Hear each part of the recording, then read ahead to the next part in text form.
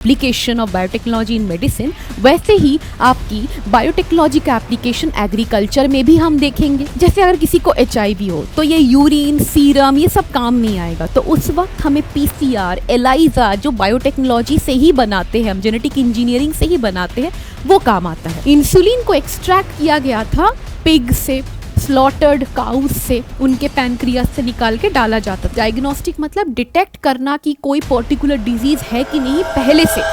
Hello बच्चों, welcome back to class. I hope आप सब हेल्दी हो और बहुत बहुत खुश हो। वेलकम बैक टू क्लास बच्चों। और आज हम बायोटेक्नोलॉजी जो हमने पिछले क्लास में पढ़ा था ना, प्रिंसिपल एंड प्रोसेस, उसी का सेकेंड पार्ट पढ़ने वाले हैं, दैट इज योर एप्लीकेशन। तो बायोटेक्नोलॉजी एंड इट्स एप्लीकेशन आज हम डिस्कस करेंगे।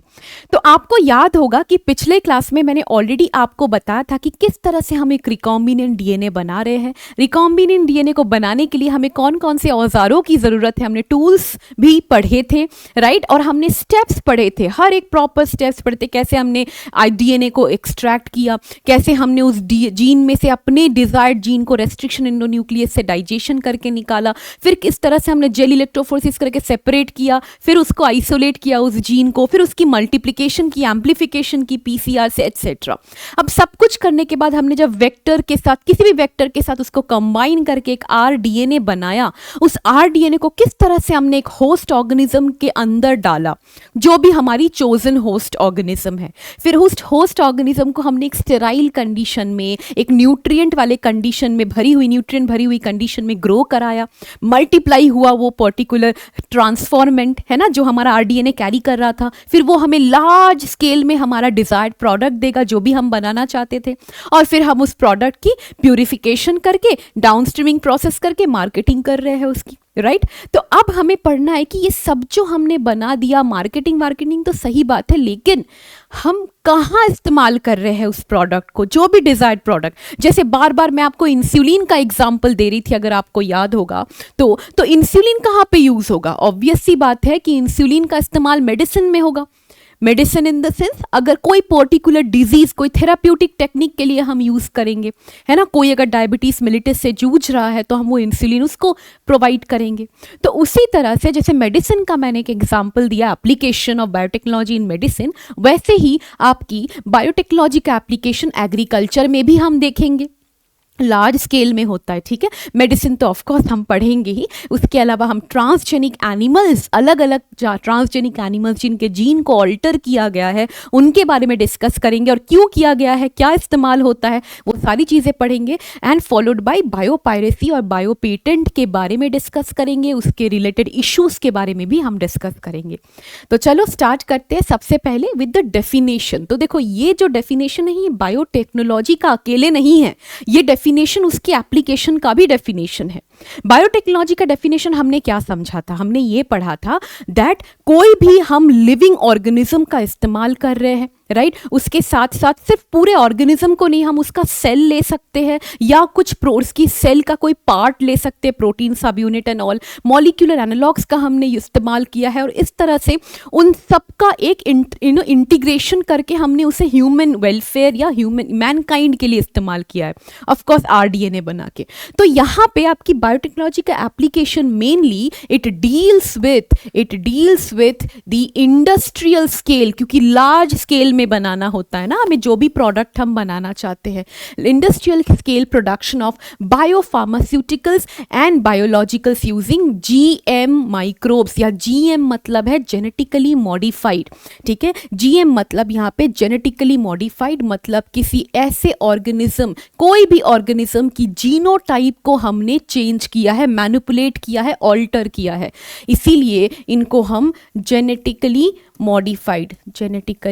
मॉडिफाइड माइक्रोब्स ले सकते हैं, या हम कोई फंगाई ले सकते हैं, या हम कोई प्लांट सेल ले सकते हैं, एनिमल सेल ले सकते हैं, एटसेट्रा, ठीक है। तो अब ये एप्लीकेशन, ये फार्मास्यूटिकल्स जो हमने प्रोडक्ट बनाए या कोई भी बायोलॉजिकल प्रोडक्ट बनाए, उनका कौन कौन से जगहों पे एप्लीकेशन है। तो सबसे पहले बेटा आता है थेराप्यूटिक्स। थेराप्यूटिक्स का मतलब कहाँ से पता है ये वर्ड, थेरेपी का मतलब होता है टू हील।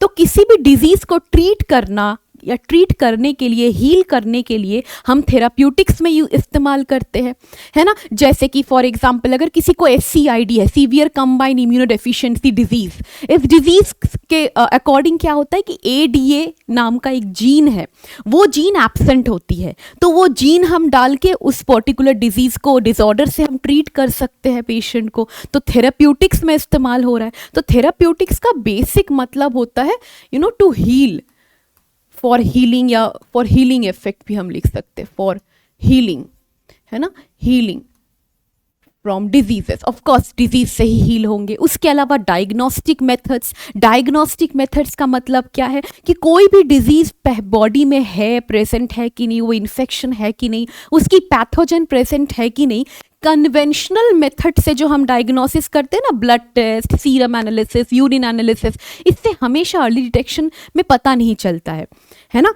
तो जैसे अगर किसी को HIV हो तो ये यूरिन, सीरम, ये सब काम नहीं आएगा, तो उस वक्त हमें PCR, ELISA जो बायोटेक्नोलॉजी से ही बनाते हैं, हम जेनेटिक इंजीनियरिंग से ही बनाते हैं, वो काम आता है, राइट। तो ऑफ कोर्स हम डायग्नोस्टिक में वो सारी चीज़ें यूज़ करेंगे, जैसे आपकी अर्ली डिटेक्शन के लिए, अर्ली डिटेक्शन ऑफ डिजीजेस, ये भी लिख देती हूँ, अर्ली डिटेक्शन ऑफ डिजीजेस और इन्फेक्शन, ठीक है। इसके अलावा प्रोसेस्ड फूड, कितनी बड़ी इंडस्ट्री है प्रोसेस्ड फूड की, है ना। एंड इतने फास्ट लाइफ जो हम जी रहे हैं उसमें प्रोसेस्ड फूड की बड़ी ज़रूरत पड़ती है, लेकिन हार्मफुल भी होता है। प्रोसेस्ड फूड का मतलब ही होता है फास्ट फूड, वो दिक्कत दे सकता है। लेकिन यहाँ जेनेटिकली मॉडिफाइड आपकी जो भी प्रोसेस्ड फूड की बात कर रहे हैं, ज़रूरी नहीं हो कि हमेशा फास्ट फूड ही हो।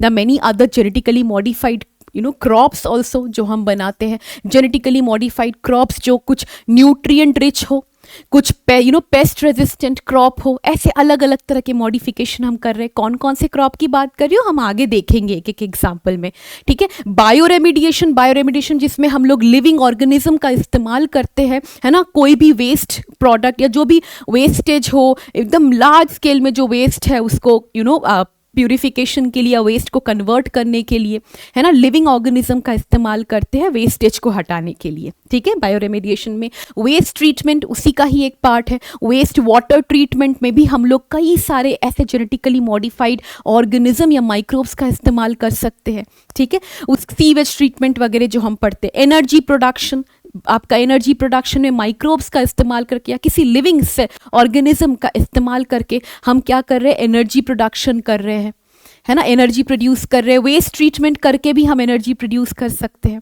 Right, okay. उसके अलावा अब हम बात करेंगे एक एक करके about the application of biotechnology. सबसे पहला मैंने क्या बोला था, एग्रीकल्चर।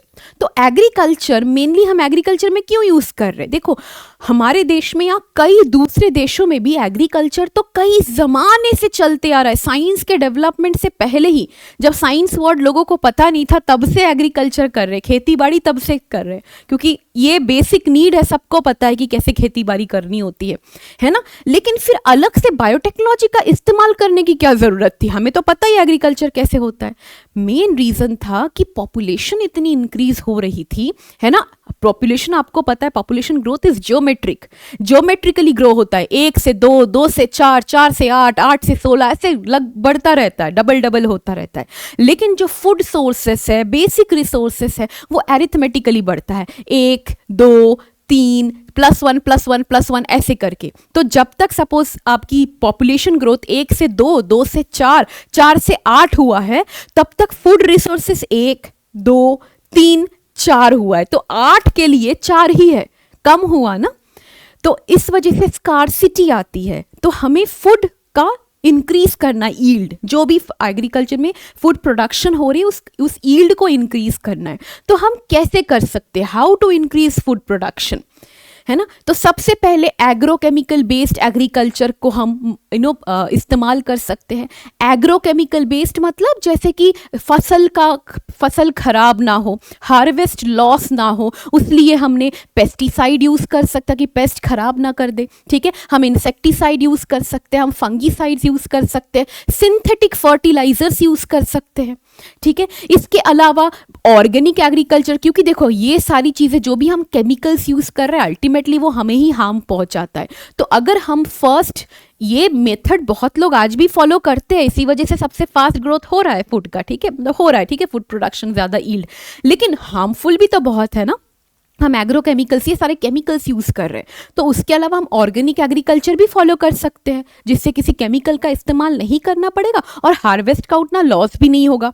तो बिना केमिकल यूज़ किए हम कैसे हार्वेस्ट लॉस को बचा सकते हैं? यस, ऐसे बचा सकते हैं, कुछ बायो कंट्रोल एजेंट हम यूज़ करेंगे, जैसे कि ट्राइकोडर्मा यूज़ करोगे, ये तो नेचुरल पेस्ट है एनिमीज़ का, ये कोई केमिकल नहीं है, लिविंग माइक्रोब है, ये आपको भी कोई दिक्कत नहीं, मतलब लिविंग ऑर्गेनिज्म है, ये भी आपको भी कोई दिक्कत नहीं पहुंचाएगा, राइट। ओके, उसके अलावा बायो फर्टिलाइजर्स हम यूज करेंगे, है ना, सिंथेटिक फर्टिलाइजर ना यूज करके बायो फर्टिलाइजर, नॉर्मल आपकी मैन्योर यूज करेंगे हम, राइट। ओके, उसके अलावा हम बायो पेस्टिसाइड यूज कर सकते हैं, केमिकल पेस्टिसाइड नहीं ना यूज करके। तो बायो पेस्टिसाइड यूज करने के लिए हम जेनेटिकली मॉडिफाइड क्रॉप बनाएंगे, बैसिलस थुरिनजिएंसिस बैक्टीरियम का जीन निकालेंगे और डालेंगे क्रॉप में। क्रॉप अपने आप पेस्ट, आपका नेचुरली पेस्ट कंट्रोल करेगा, उसको ज़रूरत नहीं है किसी केमिकल बेस्ड पेस्टिसाइड की, ठीक है। इसके अलावा हम genetically engineered crop based agriculture को भी फॉलो कर सकते हैं, वही जो मैंने अभी आपको थोड़ी देर पहले बताया, है ना, जैसे हमने गोल्डन राइस बनाया है, फ्लेवर सेवर टोमेटो एक्सेट्रा। तो इन तीनों मेथड्स और अप्रोचेस को हम यूज़ करके हम क्या कर सकते हैं, फूड प्रोडक्शन को इंक्रीज कर सकते हैं। अब एक रिवोल्यूशन हुआ था, ये रिवोल्यूशन के अकॉर्डिंग फूड, जैसे कि मैंने बोला ना, स्कार्सिटी होती है फूड की, क्योंकि पॉपुलेशन ग्रोथ काफ़ी फास्ट होता है।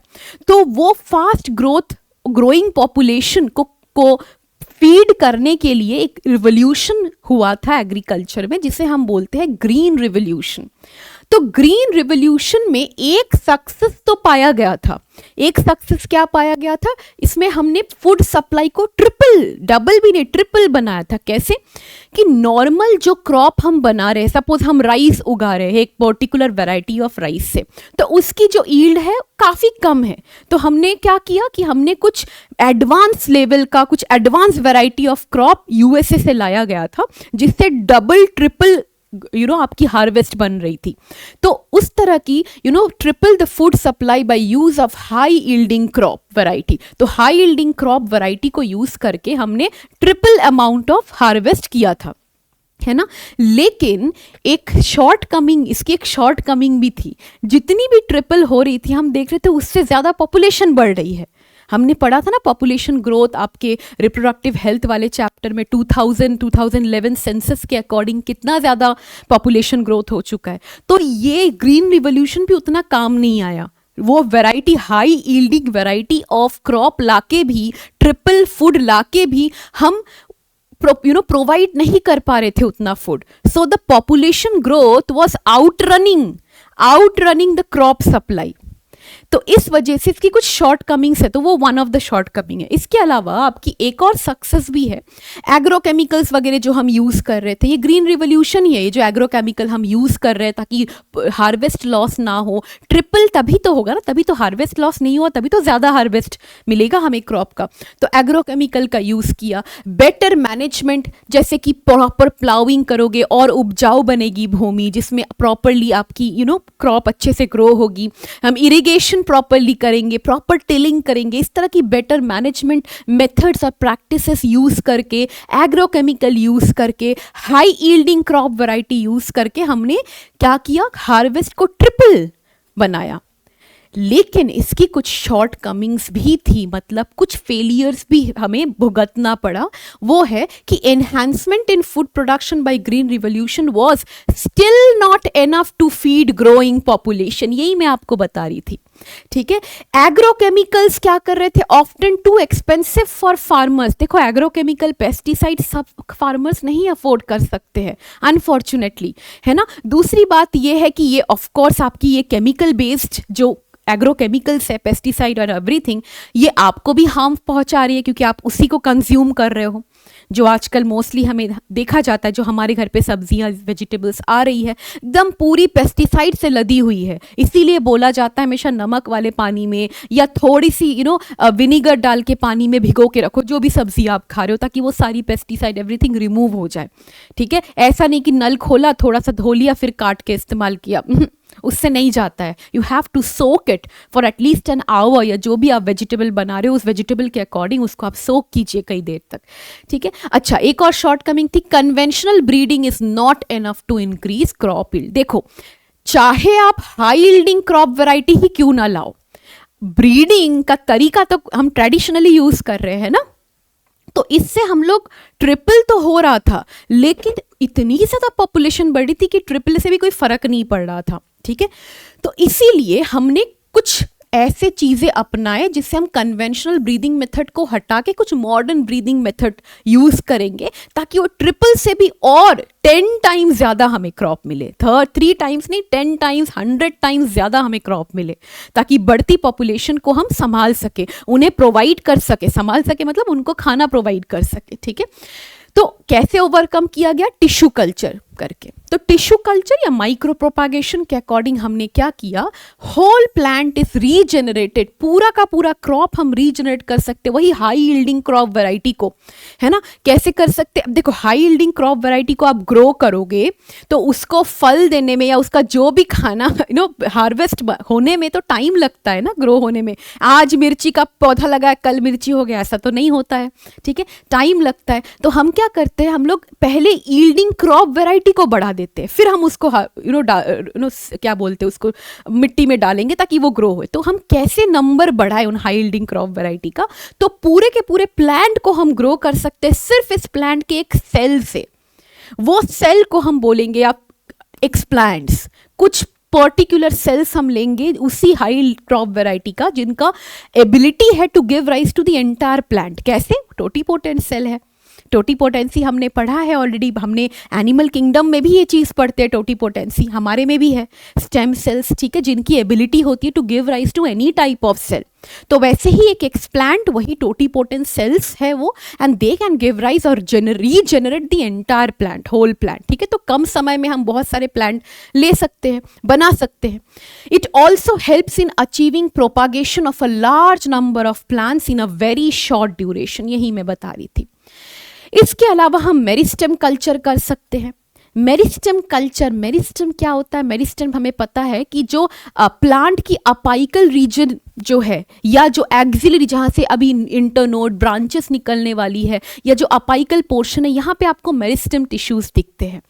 मेरिस्टेम कल्चर का मतलब ये होता है कि सपोज ये हाई यील्डिंग क्रॉप्स में से कुछ क्रॉप्स में फंगस लग गया, वायरस लग गया, कुछ इन्फेक्शन हो गया, तो पूरा का पूरा प्लांट खराब होगा। तो हमने क्या किया, पूरा का पूरा प्लांट को खराब होने से हमने वो निकाल लिया उसका अपाइकल मेरिस्टेम या एक्सिलरी मेरिस्टेम का पार्ट, टिश्यू, और वो meristem is free of virus. चाहे पूरा प्लांट क्यों ना वायरस इन्फेक्टेड हो, but that meristem is free of virus. क्यों? क्योंकि मेरिस्टेम बहुत फास्ट रैपिडली ग्रोइंग सेल्स है और उसकी fast growth rate outruns the viral growth. जो वायरस ग्रो हो रहा है पूरे प्लांट में क्योंकि फैल गया है, इन्फेक्ट कर रहा है, लेकिन मेरिस्टेम का जो ग्रोथ रेट है वहाँ के सेल तक अभी तक वायरस पहुँच नहीं पाया है, क्योंकि उनकी सेल ग्रोथ इतनी ज़्यादा एक्टिव होती, इतनी ज़्यादा रैपिड होती है मेरिस्टेम पार्ट की टिश्यूज़ वाले सेल में, कि वायरस उसे आउटरन नहीं कर पाता है। प्लस मेरिस्टेम एंटीवायरल कंपोनेंट भी रिलीज करता है, तो वो वायरस के ग्रोथ को रोकता है। तो हमें पता है कि ये पूरे वायरस इन्फेक्टेड प्लांट्स में उसका जो मेरिस्टेम पार्ट है that is free of any infection. तो वो मेरिस्टेम निकाल लो, दैट मेरिस्टेम सेल भी can act as an explant ना, वो भी तो एक्सप्लांट जैसा काम कर सकता है। वो सेल, कोई भी सेल को आप आप उससे पूरा का पूरा प्लांट रीजनरेट करवा सकते हो। To recover healthy plants from disease plant हम मेरिस्टेम कल्चर करते हैं। यहाँ हम apical or axillary meristem is removed from a virus infected plant, अभी बताया, and grown in vitro to obtain a virus free plant. ये कर सकते हैं। इसके अलावा हम सोमैटिक हाइब्रिडाइजेशन कर सकते हैं। हाइब्रिडाइजेशन में एक वर्ड आया हाइब्रिड। हाइब्रिड मतलब हम ज़रूर दो अलग अलग स्पीशीज़ को हमने मिक्स किया होगा, तभी तो हमें हाइब्रिड मिला है। तो हाइब्रिड बनाने के लिए सोमैटिक हाइब्रिडाइजेशन मतलब हम लोग क्लोन्स बना रहे हैं प्लांट की। कैसे बनाते हैं? तो इसमें हम फ्यूजन ऑफ प्रोटोप्लास्ट। प्रोटोप्लास्ट का मतलब क्या है? आपने एक पर्टिकुलर स्पीशीज ऑफ प्लांट का सेल लिया, उसके सेल वॉल को हमने पेक्टिनेज या सेल्यूलेज से डाइजेस्ट कर दिया, बचा क्या? प्लाज्मा मेम्ब्रेन से घिरा हुआ surrounded cell, that is a protoplast. तो protoplast of one species of plant and protoplast of another species of plant को हमने फ्यूज कराया पॉलीइथिलीन ग्लाइकॉल से, पीईजी से। जैसे ही आप फ्यूज कराओगे तो क्या बनेगा? दो स्पीशीज फ्यूज होके हाइब्रिड बनाएगा। ये हाइब्रिड सेल जो है, फिर हम इस सेल को ग्रो होने देंगे, मल्टीपल सेल बना के वो एक नया स्पीशीज ऑफ प्लांट बनाएगा। जैसे कि पोटैटो एंड टोमेटो से। लेकिन एक बात बताऊं, पोटैटो नहीं यूज होता है। Potato do not have that consistency या जो न्यूट्रिशन हमें चाहिए। क्या ज़रूरत है पोटैटो एंड टोमेटो को मिक्स कराने की? टेस्ट में अच्छा होना चाहिए, न्यूट्रिएंट वैल्यू उसमें होनी चाहिए, तो ऐसा कुछ ज़्यादा मिला नहीं, तो unfortunately they are not used commercially, है ना। But there are many other species जो बने हुए हैं ऐसे सोमैटिक हाइब्रिडाइजेशन के थ्रू। दो अलग वैरायटी या दो अलग स्पीशीज ऑफ प्लांट को हम फ्यूज कर सकते हैं, उसके प्रोटोप्लास्ट को फ्यूज करके हम क्लोन्स बना सकते हैं, आपके सोमैटिक हाइब्रिड्स बना सकते हैं। ठीक है, ओके। ये सारे ही आपके जो tissue culture, meristem culture, somatic hybridization में जितने भी आपके प्लांट्स बन रहे हैं, स्पेशली इन दोनों में आपको क्लोन्स मिलती है। इन दोनों में ही आपको क्या मिलती है? क्लोन्स मिलेगी। ठीक है, क्योंकि एक ही तो सेल से पूरा प्लांट बने हैं ना, so they are clones of the parent plant. ठीक है, ओके फाइन। अब हम लोग फोर्थ देखेंगे कि और कैसे हम लोग ओवरकम कर सकते हैं उन शॉर्ट कमिंग्स को जो green revolution, conventional green revolution से नहीं हुआ था, ये मॉडर्न ग्रीन रिवॉल्यूशन चल रहा है। तो हमने तीन ऑलरेडी देख लिया कि मॉडर्न और ग्रीन रिवॉल्यूशन में तीन किस तरह से ओवरकम कर सकते हैं नॉर्मल ये आपकी जो शॉर्ट कमिंग्स थी, फेलियर्स थी। चौथा है और जो सबसे इंपॉर्टेंट वाला है बेटा, वो है आपकी to make genetically modified organism. Genetically modified का मतलब ही मैंने आपको बोला था, अल्टर्ड जीन्स या ट्रांस जीन्स का हम इंट्रोडक्शन करते हैं एक होस्ट ऑर्गेनिज्म में। क्योंकि एग्रीकल्चर की बात कर रहे हैं तो यहाँ पे ऑर्गेनिज्म एक प्लांट है, क्रॉप है। ठीक है, okay. So altered genes introduce to change the genotype. अब इसकी एडवांटेज क्या है? क्यों हम लोग जेनेटिकली मॉडिफाइड ऑर्गेनिज्म बना रहे थे? क्योंकि हमें ज़्यादा ईल्ड चाहिए, है ना, हमें हार्वेस्ट लॉस वगैरह ज़्यादा ना हो, ये सारी चीज़ें चाहिए। लेकिन और क्या एडवांटेजेस है? एडवांटेजेस में the crop can be made more tolerant to abiotic stress. हम कुछ ऐसी जीन्स डाल देंगे उस प्लांट में ताकि वो ड्राउट आए, सूखा पड़ जाए, है ना, फ्लड आ जाए, कोल्ड हो, एक्सट्रीम टेम्परेचर हीट हो या एक्सट्रीम लो टेम्परेचर कोल्ड हो, सैलिनिटी ज़्यादा हो, कम हो, इस तरह की जो एबायोटिक स्ट्रेसेस है, इन सारे स्ट्रेसेस से जूझ सके वो पौधा, है ना, वो मर ना जाए। वो मर गया तो क्रॉप नहीं मिलेगा ना मुझे, मैं हार्वेस्ट लॉस होगा, मुझे यही नहीं चाहिए। तो हार्वेस्ट लॉस को रोकने के लिए ही हम ये क्या कर रहे हैं? जेनेटिकली मॉडिफाइड आपकी क्रॉप बना रहे हैं। तो उसमें हम ऐसी जीन्स डाल देंगे जिससे वो इस सारी एबायोटिक स्ट्रेसेस को झेल सकती है। ठीक है, reduces reliances on chemical pesticide. Chemical pesticide को में वो रिलाई नहीं करेंगे, they won't be dependent on using chemical pesticide, fungicide and all these things. वो खुद ही genetically modified pest resistant plant हम बनाएंगे, तो हमें केमिकल यूज करने की जरूरत नहीं है, right? Okay, to help post harvest loss. तो आपने हार्वेस्ट तो कर लिया, उसके बाद भी तो शेल्फ लाइफ होती है ना किसी एक प्लांट की, सॉरी उसकी जो भी हमने क्रॉप, हमें जो फ्रूट या वेजिटेबल जो भी मिला, हमें ग्रेन्स जो भी मिला है, उसका आफ्टर हार्वेस्ट एक शेल्फ लाइफ होता है। जैसे आपने टोमेटो लिया, टोमेटो अपने पेड़ से तोड़ा, आप देखोगे 5 दिन 6 दिन बाद वो टोमेटो खराब होना स्टार्ट कर देता है, राइट? कीड़े लग जाएंगे या रॉटिंग स्टार्ट हो जाएगी। तो पोस्ट हार्वेस्ट लॉसेस को भी हम बचा सकते हैं। फ्लेवर सेवर टोमेटो एक टेक्निक है जिसके थ्रू हम ना ये पोस्ट हार्वेस्ट लॉस को यूजुअली मतलब रोक सकते हैं। कैसे होता है मैं बताऊंगी आपको, ठीक है? तो increase efficiency of mineral usage by the plants, yes, जो मिनरल सॉइल में है उसको प्रॉपरली यूटिलाइज करेगा वो प्लांट, तो ऑफ कोर्स वो ज़्यादा स्ट्रॉन्ग होगा, उसकी उसकी क्रॉप वैरायटी ज़्यादा बेटर होगी। Enhances nutritional value of the food, जैसे कि गोल्डन राइस, जो फूड जैसे फॉर एग्जांपल गोल्डन राइस में बेटा क्या हुआ था कि मैंने आपको शायद पिछले क्लास में भी ये बोला था, गोल्डन राइस में मैंने बोला था ना कुछ ऐसे कंट्रीज है, ऐसे कुछ एरियाज है, रीजन्स है जहाँ पे people way suffering from vitamin A deficiency, जिसके वजह से नाइट ब्लाइंडनेस और काफ़ी ज़्यादा विजन रिलेटेड इश्यूज होती थी। तो उन्होंने देखा कि नॉर्मली विटामिन ए को अगर हम इंट्रोड्यूस करें डाइट में तो उसके थ्रू हम इस कंडीशन से जूझ सकते हैं, लेकिन विटामिन ए रिच फूड बहुत हर जगह पे अवेलेबल नहीं है या सबके लिए अफोर्डेबल नहीं है। ठीक है, जैसे आप स्वीट पोटैटो देख लो, कैरेट्स देख लो, और भी कई सारे विटामिन ए रिच फूड है, but most of them are very expensive और may not be available in certain region in the world. तो उस वजह से देखा कि rice is a staple food for many regions, बहुत सारे कंट्रीज में राइस जो है स्टेपल फूड है और ये इजीली अवेलेबल है, राशन वाशन के दुकानों में भी राइस ही ज़्यादा प्रोवाइड की जाती है, हमने देखा है। तो क्यों ना ये स्टेपल फूड जो डेली बेसिस पे एक इंसान कंज्यूम करता है उसी में हम विटामिन ए डाल दे, विटामिन ए बनाने वाली जीन डाल दे, उसको बंदा कंज्यूम करेगा, अफोर्ड भी कर सकता है, वो स्टेपल फूड भी है, रोज खा रहा है, तो ये डेफिशिएंसी चेंज हो जाएगी, डेफिशिएंसी हट जाएगी। तो इसीलिए उन्होंने बीटा कैरोटीन जीन इंट्रोड्यूस किया था in the endosperm of rice variety. तो बीटा कैरोटीन पिगमेंट जीन जो है उस वजह से वो गोल्डन मतलब येलो कलर का दिखता है वो राइस। ठीक है, and this beta carotene codes for retinol, retinol is the precursor of vitamin A, retina. ठीक है, तो ये आपकी विटामिन ए को ही हम रेटिनॉल बोलते हैं। ठीक है, फाइन।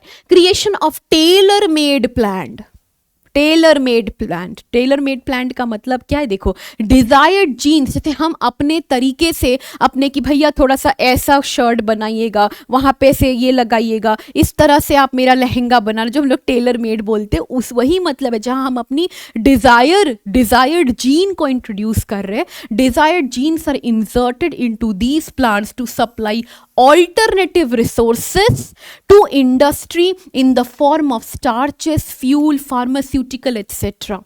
तो इस तरह के स्टार्चेस, फ्यूल, फार्मास्यूटिकल नॉर्मली हमें पता है प्लांट्स नहीं प्रोड्यूस करेगी आपकी फ्यूल एंड ऑल, बट हम ऐसी जीन्स डाल देंगे जिसके थ्रू, जैसे मार्जरीन, फूड ऑयल्स बनाने के लिए हमने बहुत सारे ऐसे टेलर मेड प्लांट बनाए हैं, इंडस्ट्रियल स्केल्स में वो यूज़ होता है ज़्यादातर। ठीक है, फाइन। अब हम एक एक एग्जाम्पल देखेंगे ऐसे आपकी जेनेटिकली मॉडिफाइड क्रॉप्स के। सबसे पहले आपकी बीटी क्रॉप्स, बीटी क्रॉप्स में मैंने यहाँ पे कॉटन लिया है, सिर्फ कॉटन अकेला बीटी नहीं होता है, बहुत सारे जेनेटिकली मॉडिफाइड क्रॉप्स है जिसमें हम बीटी जीन, बैसिलस थुरिंजिएंसिस से एक जीन डालते हैं। बीटी कॉटन है, बीटी कॉर्न है, बीटी ब्रिंजल है, एटसेट्रा। ठीक है, तो बीटी कॉटन का मैंने यहाँ पे एग्जाम्पल लिया है जो कि एक पेस्ट रेजिस्टेंट प्लांट है, पेस्ट रेजिस्टेंट प्लांट, ताकि हम लोग एग्रोकेमिकल पेस्टिसाइड्स पे डिपेंड ना हो, इसीलिए मैंने इसको बनाया है।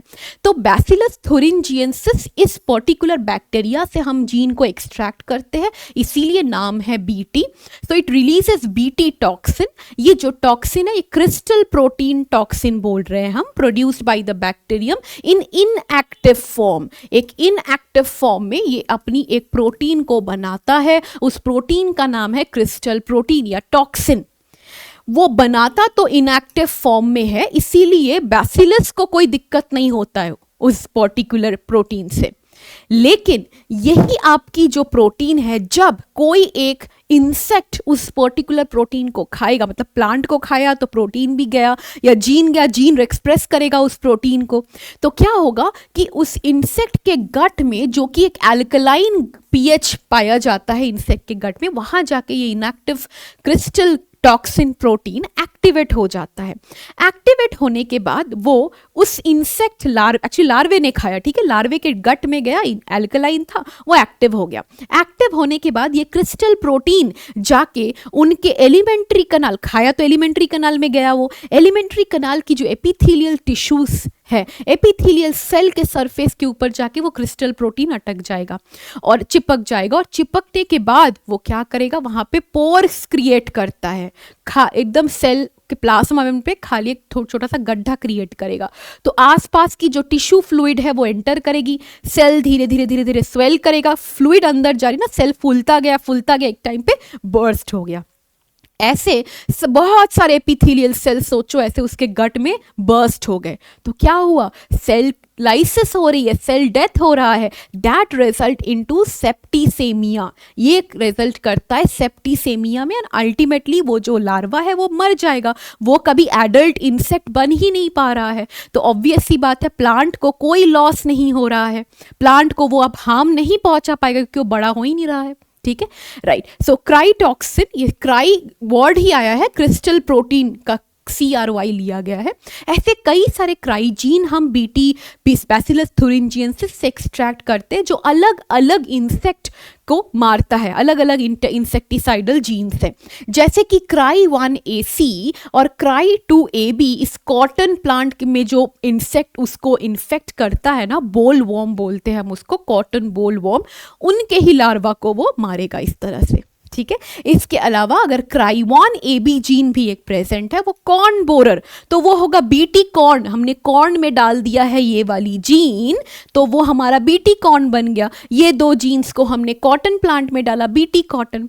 तो क्राई 1AB कॉर्न बोरर के लिए ये बहुत पूछा जाता है, आप याद रखिएगा इसे जरूर। ठीक है, मैंने किस तरह से आपकी बीटी जीन वर्क कर रही है इंसेक्ट के गट में जाके, ये मैंने आपको ऑलरेडी बताया है। एक और एग्जाम्पल है आरएनए इंटरफेरेंस का। आरएनए इंटरफेरेंस नाम से ही हमें पता, ये भी एक by the way paste resistant plant है। हाँ, जैसे बीटी कॉटन, बीटी कॉर्न था, ये भी एक पेस्ट रेजिस्टेंट प्लांट है, टोबैको प्लांट।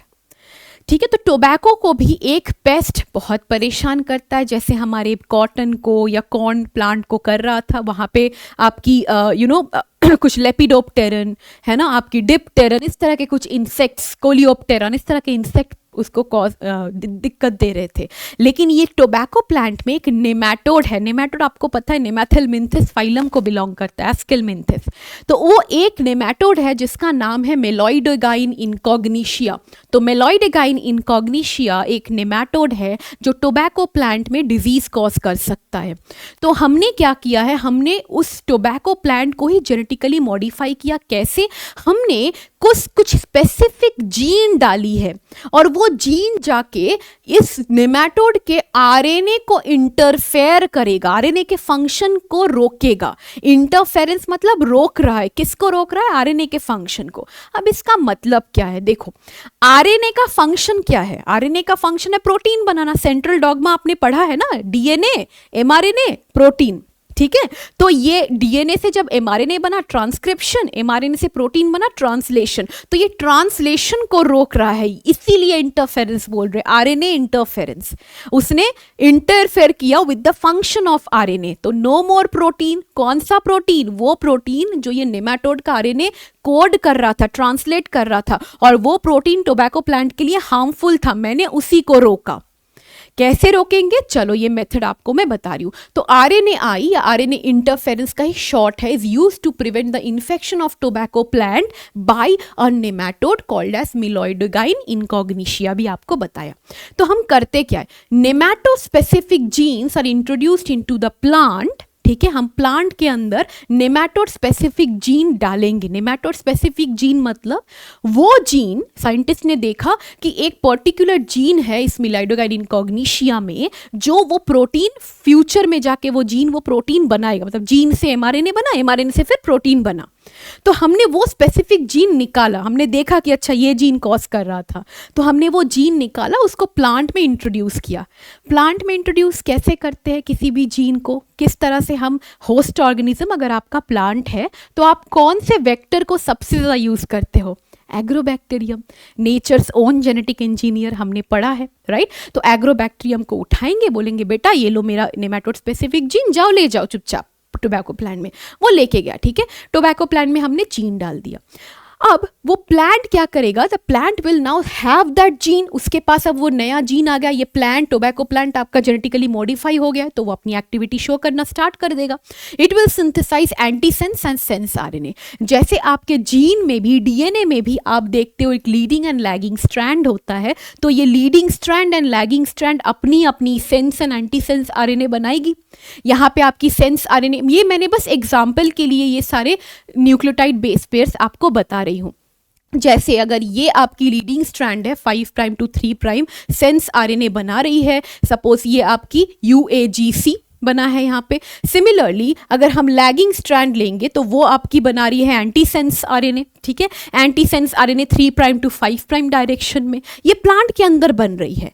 अब क्योंकि ये दोनों कॉम्प्लीमेंट्री टू ईच अदर है ना, अब देखो UA, AU, GC, CG, because they are complementary they will form double stranded RNA. Now we know double stranded RNA हमेशा रहता नहीं है, they are not stable.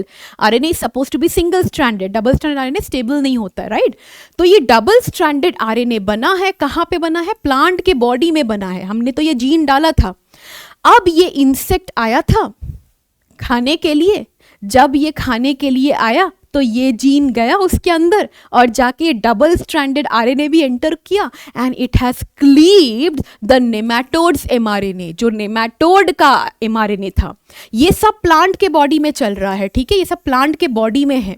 हमने प्लांट में, बॉडी मतलब प्लांट के सेल में हम इंट्रोड्यूस किया है। तो जब ये इंसेक्ट आके खाएगा तो इंसेक्ट के पास भी यही कॉम्प्लीमेंट्री जीन थी। ये कॉम्प्लीमेंट्री जीन जो नेमाटोड के पास था उसने भी ऐसा ही कुछ आरएनए बनाया था।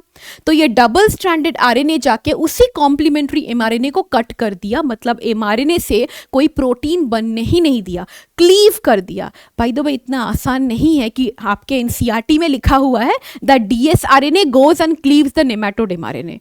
How does it cleave it, वो सब बताया नहीं है, तो इसीलिए मैंने भी यहाँ पे नहीं बोला है आपको। लेकिन अगर आप जानना चाहते हो, डबल स्ट्रैंडेड आरएनए ना इमीडिएटली डाइसर के वजह से जो हमारे सेल में प्रेजेंट है, साइटोप्लाज्म में घूम रहा है एक प्रोटीन, वो डाइसर आके डबल स्ट्रैंडेड आरएनए को तोड़ देता है। ये बस उनके लिए बोल रही हूँ जो इंटरेस्टेड है, अदरवाइज इट्स नॉट नेसेसरी। बस क्योंकि डीएसआरएनए जाके क्लीव कर दिया, बोलने में कैसा लगता है ना, ऐसे आधा अधूरा टाइप, इसीलिए बोल रही हूँ, ठीक है। तो डाइसर बोल आपका प्रोटीन है, वो डीएसआरएनए कभी डबल स्ट्रैंडेड आरएनए को रहने नहीं देता, इसलिए वो स्टेबल नहीं है। तोड़ेगा इंटू 2 सिंगल स्ट्रैंडेड आपके आरएनएस हो जाएंगे, स्मॉल छोटे छोटे टुकड़े हो जाएंगे उसके, ठीक है। डाइसर पहले कट करता है पूरे डबल स्ट्रैंडेड आरएनए को, छोटे छोटे स्मॉल इंटरफेरिंग आरएनए बनाता है। वो स्मॉल इंटरफेरिंग आरएनए सेपरेट होगा और उसकी एक गाइड आरएनए बनेगी और गाइड स्ट्रैंड जाके फिर क्लीव करता है। बट आपकी एनसीईआरटी के अकॉर्डिंग डायरेक्टली उन्होंने रिस्क जीन भी आता है, रिस्क के बारे में कुछ बोला ही नहीं है, रिस्क फैक्टर भी आता है। रिस्क मतलब वो वाला रिस्क नहीं है ना, रिस्क यहाँ पे कुछ और है, ठीक है। आरएनए इंड्यूस साइलेंसिंग कॉम्प्लेक्स, वो गाइड आरएनए को लेके बोलता है चल भाई बेटा जाके कट करते हैं, क्लीव करते हैं नेमाटोड के स्पेसिफिक एमआरएनए को, और उस तरह से वो क्लीव करेगा।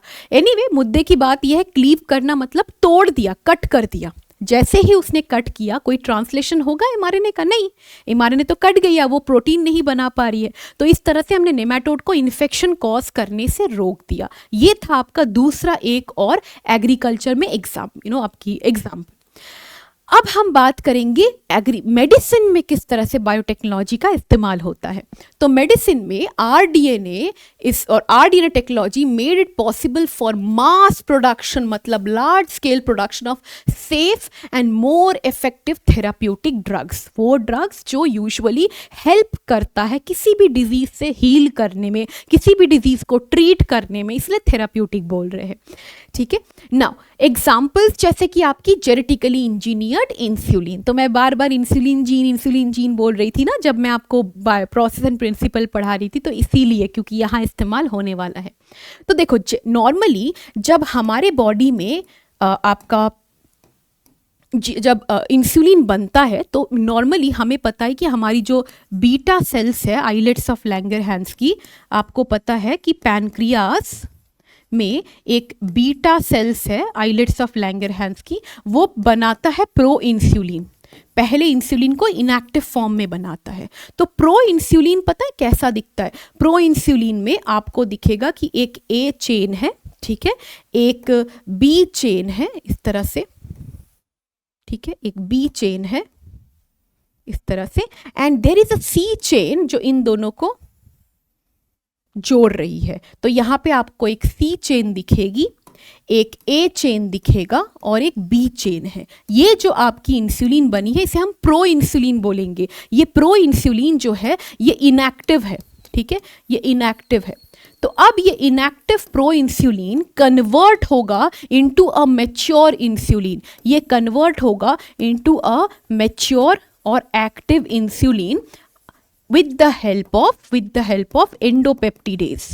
एंडोपेप्टिडेज क्या करता है, ये आपके इस प्रो इंसुलिन में से ये सी जो चेन था इसको रिमूव कर देता है। सो एंडोपेप्टिडेज क्या करेगा, removal of C peptide chain, ठीक है, C peptide chain. C peptide chain जैसे ही रिमूव हो गई, ये रही सी पेप्टाइड चेन, ये रिमूव हो गई है और बचा क्या, ये ए चेन और ये बी चेन, ठीक है, और इनके बीच में इस तरह से आपको डाइसल्फाइड बॉन्ड बनते हुए दिखेगा, ठीक है, और ये हो जाएगी आपकी इंसुलिन का structure. This is your insulin, ये है इंसुलिन जो हमें पता है कि क्या करता है, ये आपके ग्लूकोज को ग्लाइकोजन में कन्वर्ट करने में हेल्प करता है। सेल का अपटेक बढ़ाता है कि वो ग्लूकोज को ब्लड से खींचे। कौन कौन से सेल, आपकी हेपेटोसाइट्स, आपकी एडिपोसाइट्स और मसल सेल्स भी, ठीक है, ओके फाइन। तो ये नॉर्मली आपके बॉडी में ये चीज़ चल रही है, ठीक है, ये जो मैंने यहाँ पे बना के बताया है ना, ये नॉर्मल प्रोसेस है जो आपके बॉडी में चल रही है। लेकिन जो डायबिटीज़ मेलिटस का केस है ये नॉर्मल केस की बात कर रही हूँ। लेकिन जो डायबिटीज़ मेलिटस टाइप 1 जिसे है उसके बॉडी में तो इंसुलिन बन नहीं रही है, तो हमें क्या करना है, चलो मैं उसको इंसुलिन का इंजेक्शन दे देती हूँ। लेकिन ये इंसुलिन का इंजेक्शन सुनने में काफ़ी आसान लग रहा है, बनाना इतना आसान नहीं है। सबसे पहले इंसुलिन को एक्सट्रैक्ट किया गया था पिग से, स्लॉटर्ड काउस से, उनके पैनक्रियास से निकाल के डाला जाता था, लेकिन वो काफ़ी ज़्यादा इम्यून रिस्पॉन्स क्रिएट करती थी। ऑफ कोर्स ना, हम एक नॉन ह्यूमन से ले रहे हैं तो बहुत एलर्जिक रिएक्शन होता था, है ना, ठीक से काम भी नहीं करता था एट्सेट्रा। अब उन्होंने सोचा चलो ह्यूमन इंसुलिन ही हम बनाएं, लेकिन दिक्कत ये थी ह्यूमन इंसुलिन को बनाने में कि जो जीन है वो जीन तो इससे बना रही है, इसको कन्वर्ट करने के बाद ही तो हमें असली इंसुलिन मिल रहा है ना। तो ये कन्वर्जन बंद करना, डाइसल्फाइड बॉन्ड बनाना जो बॉडी के अंदर नेचुरली हो रहा है वो नहीं कर सकते थे हम, राइट, क्योंकि हमने सोचा जीन डाल देते हैं ना, अगर बीटा सेल्स प्रोड्यूस नहीं कर पा रहा है हम बीटा सेल्स वाली जीन डाल देते, कुछ करेंगे, लेकिन प्रॉब्लम ये था कन्वर्जन कैसे होगा। तो इसीलिए एली लिली नाम की एक अमेरिकन कंपनी है, उन्होंने क्या किया, एली लिली ने इंट्रोड्यूस किया 2 डीएनए सीक्वेंसेस, मतलब ए चेन का DNA sequence and B chain का डीएनए सीक्वेंस, मतलब कौन सा जीन कोड कर रहा है इनके अमाइनो एसिड को, इनके अमाइनो एसिड को। याद रखिएगा कि आपके ए चेन में ना 21 अमाइनो एसिड होता है और ये जो बी चेन है ना उसमें आपकी 30 अमाइनो एसिड होती है। टोटल 51 अमाइनो एसिड का बनता है पूरा इंसुलिन, प्रोटीन हार्मोन है ना वो। अब देखो, तो उन्होंने 2 अलग अलग सीक्वेंस, इसके सीक्वेंस को अलग अलग ई-कोलाई में डाला। तो ये ई-कोलाई थी, ई-कोलाई का ये अपना उसका खुद का क्रोमोसोमल डीएनए, ये हमने 2 प्लाज्मिड डाले, वेक्टर प्लाज्मिड में रिकॉम्बिनेंट डीएनए डाला। एक में रिकॉम्बिनेंट डीएनए डालने के लिए हमने ए चेन की डीएनए सीक्वेंस ऐड कर दी, एक में हमने रिकॉम्बिनेंट डीएनए डालने के लिए बी चेन की कोडिंग जीन्स डाल दी, ठीक है।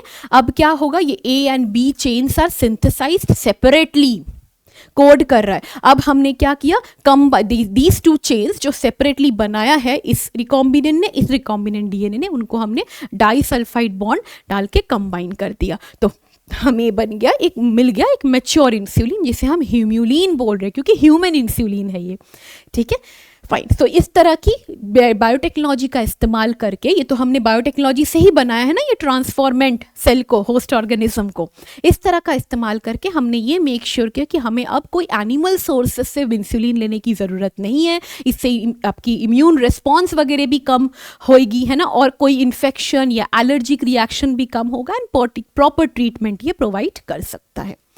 मेडिसिन का बेटा एक और एग्जाम्पल है जीन थेरेपी करके। अब मैंने बोला था ना कि वो जीन हम डाल नहीं सकते थे क्योंकि प्रो इंसुलिन के लिए कोड कर रहा है ना वो जीन, फिर बाद में हम कैसे बनाएंगे उसको मैच्योर इंसुलिन में। लेकिन जीन थेरेपी को हम इस्तेमाल कर सकते एक और डिजीज में या डिसऑर्डर में। So this technique for correcting defective gene through gene manipulation is gene therapy. Therapy कर रहे हैं किसके थ्रू? जीन के थ्रू। जीन क्या? ऑफ कोर्स मैनिपुलेशन कर रहे हैं ना हम, जीनोटाइप को चेंज कर रहे हैं, करेक्टिंग अ डिफेक्टिव जीन। तो सबसे पहला केस जो था जीन थेरेपी का, फर्स्ट क्लिनिकल जीन थेरेपी किया गया था 1990 में on a 4 year old girl जो सफ़र कर रही थी एडिनोसिन डीएमिनेज डेफिशिएंसी से। तो उसके पास एडीए डेफिशिएंसी था। एडीए मतलब ही आपकी एडिनोसिन डीएमिनेज एंजाइम। तो ये एंजाइम प्रोटीन है, प्रोटीन को बनाने के लिए जीन चाहिए, एडीए जीन। तो वो एडीए जीन ही एब्सेंट था। So ADA deficiency is caused due to the absence of that gene, ADA gene. ठीक है, तो it result into a disease. चलो जीन एब्सेंट है, एंजाइम नहीं बन रही है, तो डिजीज क्या कॉज कर रहा है उससे? SCID।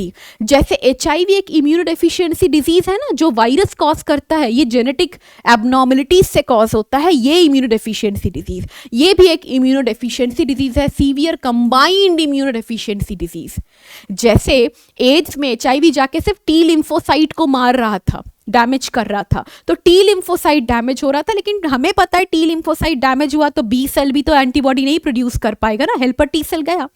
तो सिर्फ T को वो मार रहा था, उससे पूरा इम्यूनोडेफिशिएंसी हो रहा था। यहाँ SCID में TB कुछ नहीं बन रहा है, बन ही नहीं रहा है। यहाँ पे कोई वायरस आके अटैक नहीं कर रहा है, B और T लिम्फोसाइट बन नहीं पा रहा है, सिंथेसिस नहीं हो रहा है सेल की, इसीलिए सीवियर कंबाइंड इम्यूनोडेफिशिएंसी डिजीज।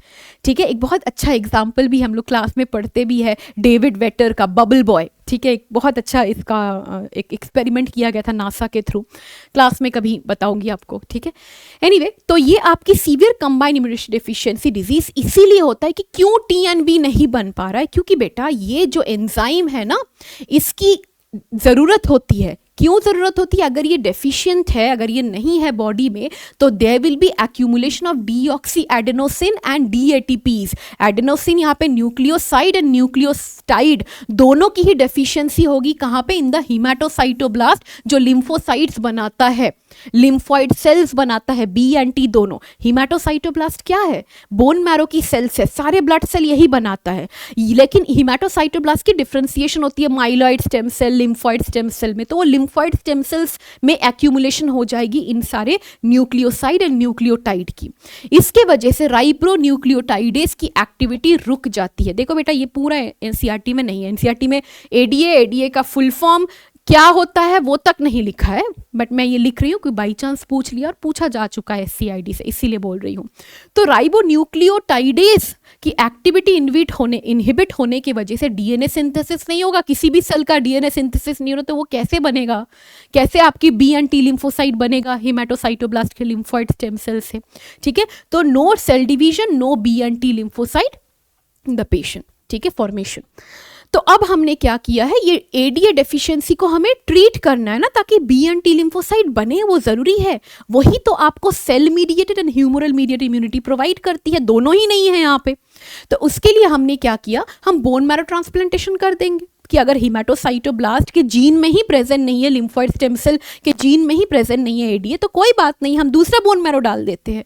लेकिन ये आपकी कंप्लीट क्योर नहीं करता है।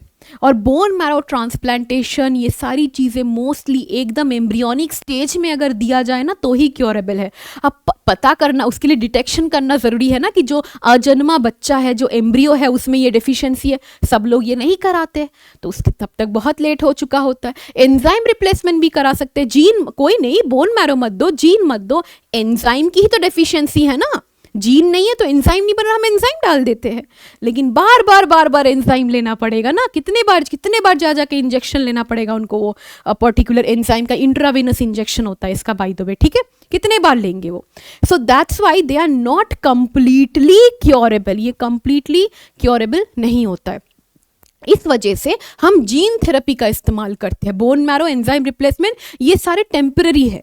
परमानेंट के लिए हम लोग जीन थेरेपी यूज कर सकते हैं, ऑलमोस्ट परमानेंट के लिए एक्चुअली।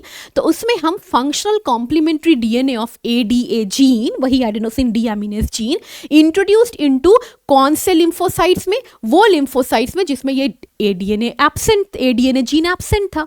तो हमने ह्यूमन जो पेशेंट है उसके बॉडी से लिम्फोसाइट लिया और उन लिम्फोसाइट्स में हमने जो लिम्फोसाइट में उसकी डेफिशिएंसी थी उसमें हमने क्या किया, ये complementary DNA of the ADA gene डाल दिया विद द हेल्प ऑफ, कैसे, एनिमल सेल है ना लिम्फोसाइट, तो एनिमल सेल में हमें पता है होस्ट ऑर्गेनिज्म अगर एनिमल सेल है तो वेक्टर हम हमेशा ज़्यादातर रेट्रोवायरस यूज़ करते हैं। तो रेट्रोवायरस, लेकिन हाँ उसको पहले डिसेबल करके डालेंगे ना, वरना वो जाके डिजीज कॉज कर देगा। तो डिसेबल्ड रेट्रोवायरस यूज करेंगे। डिसेबल मतलब इसकी हार्मफुल जीन्स को हमने रिमूव कर दिया। हमने बस इसकी कैपेबिलिटी पे भरोसा है कि भाई मुझे पता है कि तुम तो जाके रेट्रोवायरस हमेशा आपकी एनिमल सेल में किस तरह से अपनी जीन को इनकॉर्पोरेट कर देता है बेहतरीन तरीके से। हमने HIV में देखा था वो चीज़, उसी का इस्तेमाल, उसके टेक्निक का इस्तेमाल कर रहे हैं। उसके जीन्स को हमने, हार्मफुल जीन्स को हटा दिया, हटा के हमने अपनी एडीए जीन डाली। ये एडीए जीन को अब हमने ट्रांसफॉर्म करने के लिए इसको ट्रांसफर करने के लिए छोड़ दिया रेट्रोवायरस को। एडीए जीन एंटर हो गया लिम्फोसाइट में। Now the lymphocyte is transformed, it is reintroduced into the patient. तो ये है जीन थेरेपी, क्योंकि हमने जीन का इंट्रोडक्शन कराया है। This is another example in medicine. अब थर्ड है आपकी मॉलिक्यूलर डायग्नोस्टिक। ये भी हम लोग मेडिसिन में ही यूज़ करते हैं। मॉलिक्यूलर डायग्नोस्टिक्स में जैसे कि मैंने बोला ना, डायग्नोस्टिक मतलब डिटेक्ट करना कि कोई पर्टिकुलर डिजीज़ है कि नहीं पहले से। तो अर्ली डिटेक्शन और डायग्नोसिस ऑफ डिजीज़ जो पुरानी आपकी मेथड्स थी, serum, urine analysis, blood detection etcetera, इसके through detection and understanding the pathophysiology was not possible. जो आपके पैथोजन एंटर किया उसकी फिजियोलॉजी को समझना, किस तरह की पैथोजन है, क्या डिजीज कॉज कर रहा है, क्या वो डिजीज उस पर्टिकुलर पैथोजन की एंटीजन एंड ये सब चीज़ें प्रेजेंट है, क्या बॉडी ने एंटीबॉडी बनाया है पहले से उस पैथोजन के लिए, पैथोजन एंटर करने के बाद, ये सारी चीज़ें इन सब से पता नहीं चलता था। लेकिन via modern methods like RDNA technology, like PCR, like enzyme linked immunosorbent, ऐसे इस तरह के आपके मॉडर्न मेथड से ये चीज़ पॉसिबल है। जैसे कि PCR के थ्रू हम डिटेक्ट कर सकते हैं HIV infection because of the presence of that gene, है ना, मल्टीपल जीन। ELISA के थ्रू हम एंटीबॉडी एंटीजन इंटरेक्शन से पता कर सकते हैं कि HIV एंटीजेंस प्रेजेंट है कि नहीं, HIV एंटीजेंस ने जो एंटीबॉडी ट्रिगर किया है आपके बॉडी में वो प्रेजेंट है कि नहीं, अगर है, और इससे अर्ली डिटेक्शन होता है। अर्ली डिटेक्शन में आपकी कुछ हद तक जल्दी ट्रीट करना पॉसिबल होता है।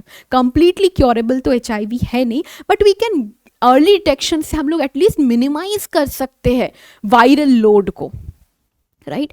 सो ये एक और आपका एप्लीकेशन था इन मेडिसिन।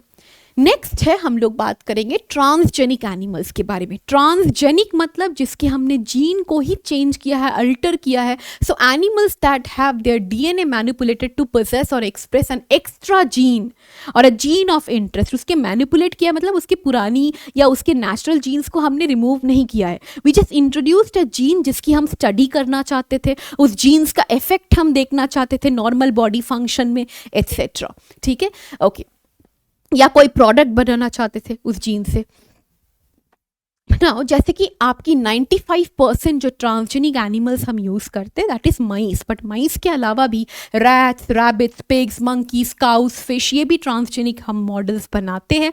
और ये इसीलिए बनाते हैं to study normal physiology and development. That means कैसे, हाउ जीन्स आर रेगुलेटेड, ठीक है, how they affect body functions, study of insulin like growth factor, इन सब की स्टडी के लिए हम यूजुअली यूज करते हैं ट्रांसजेनिक एनिमल्स को। To study contribution of genes in the development of a disease, किस तरह से एक पर्टिकुलर जीन एक डिजीज कॉज करता है, cancer causing genes etcetera, cystic fibrosis, rheumatoid arthritis, आपकी अल्जाइमर्स में जो जीन इन्वॉल्व है, ये सारी चीज़ें पढ़ने के लिए। इसके अलावा बायोलॉजिकल प्रोडक्ट्स बनाने के लिए भी हम ट्रांसजेनिक एनिमल्स का इस्तेमाल करते हैं। तो बायोलॉजिकल प्रोडक्ट्स जैसे कि एक शीप, ट्रांसजेनिक शीप बनाया गया है ट्रेसी में हमने अल्फा 1 एंटीट्रिप्सिन जीन डाला है और ये ट्रीट करता है एम्फाइसीमा को। उसके अलावा आपकी सिमिलर ट्रीटमेंट्स यूज की जाती है, सिमिलर इस तरह के जीन इंट्रोड्यूस किए जाते हैं अलग अलग ट्रांसजेनिक एनिमल्स में to treat cystic fibrosis, phenylketonuria etcetera. ठीक है, इसके अलावा ट्रांसजेनिक काउ रोजी में अल्फा लैक्टैल्ब्यूमिन जीन डाला गया था और ये जीन क्या करता है, बहुत ही ह्यूमन प्रोटीन एनरिच्ड मिल्क बनवाता है इस काउ से। नेचुरली वो जो मिल्क बना रही थी it was not that much rich with human protein, ठीक है, ह्यूमन एनरिच्ड आपकी प्रोटीन अल्फा लैक्टैल्ब्यूमिन, बट जब हमने ये जीन डाला हमने देखा 2.4 ग्राम्स पर लीटर ऑफ मिल्क में ये आपकी प्रोटीन प्रेजेंट है। नाउ ये अगर हमने बच्चों को खिलाया पिलाया ये पर्टिकुलर दूध, ऑफ कोर्स दैट आप उसकी जो भी डेफिशिएंसी है, प्रोटीन डेफिशिएंसी अगर बॉडी में है तो वो सारी ओवरकम हो जाएगी। ठीक है, ओके। इसके अलावा वैक्सीन सेफ्टी टेस्टिंग के लिए भी हम ट्रांसजेनिक एनिमल्स का इस्तेमाल करते हैं, मोस्टली माइस का इस्तेमाल किया जाता है, जैसे polio vaccine, Salk vaccine, Sabin vaccine, इनकी सारी टेस्टिंग करने के लिए माइस का इस्तेमाल किया गया था पोलियो वैक्सीन टेस्टिंग के लिए, केमिकल सेफ्टी टेस्टिंग एक्सेट्रा। तो ये सारा था ट्रांसजेनिक एनिमल्स के कुछ छोटे छोटे एग्जाम्पल्स और उनके of course advantages of using a transgenic animal. लेकिन इसके कुछ शॉर्ट कमिंग्स भी है, एथिकल इश्यूज भी है।